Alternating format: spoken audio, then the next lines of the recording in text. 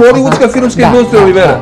To je John Wayne, Disneyni stripovi, znate, to je sve to upravo. Znate, jedan svet, monstruozni svet kapitalistički koji uništava sve, znači i prirodu, i duhovnost, i narode, on se pojavljuje u igračkoj formi, znate. Evo u Disneyim stripovima, inače Walt Disney je bio jedan od najvažnijih propagatora Hitlera u Americi. I sad, kad mi neko govori o socijalizmu, znate, ja se uvijek setim da smo mi vaspitani na filmima Johna Wayne, te bitange jedne.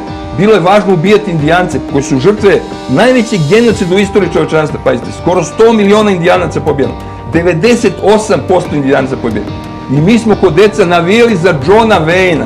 Slušajte, za Johna Wayna smo navijeli, za konjicu. Dolazi konjica i onda se prikazuju indijanci kod neke zveri tamo koje treba pobiti. I to je bilo socijalističko vaspitanje.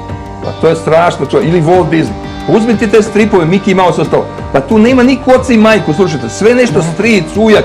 Onaj tamo živi sa psom, ovaj živi s ovim. Pa to je bilo bolesno stanje. To je američko društvo, slušajte.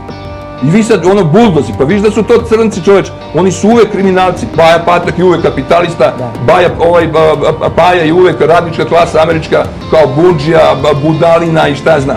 I tu vidite profil, on je samo koristio te strukture koje postoje u društvu i likove davo koji reprezentuju njih, znate. Eto, to je to. Evo, uzmite samo Baju Patka. Mislim, to je u stvari Rockefeller čovjek. Pa to su Soros i Rockefeller, to je Baja Patak. I sad ti to gledaš i jao, vidi kako je to smešno, razumeš?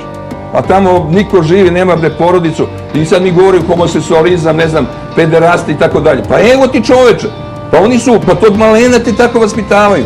Da ti nemaš oca i majku, pa nema, uopšte u tim stripovima niko nema oca i majku.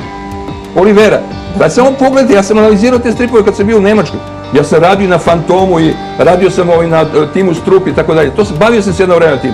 Zanimalo me da shvatim kako se taj rasistički duh u stvari i kolonije razvija u Evropi, od malena, znate. To su danas potpuno legalni i legitimni stripovi, razumete? Gde se tretiraju crnci kao neki zveri, gde je Tarzan i dalje glavni dominira džunglom, razumeš? Gde je tamo onaj fantom i oni pigmeji, znate, pazi, duh koji hoda. Pazite, duh koji hoda Afrikom, belac koji je maskiran. Pa nema čovječe, pa to je neverovatno, preko tih stripova. Vi vidite taj bolesni kolonijni svet. I sve to danas postoji. Oni to sve objavljuju, dan danas to su glavni stripovi.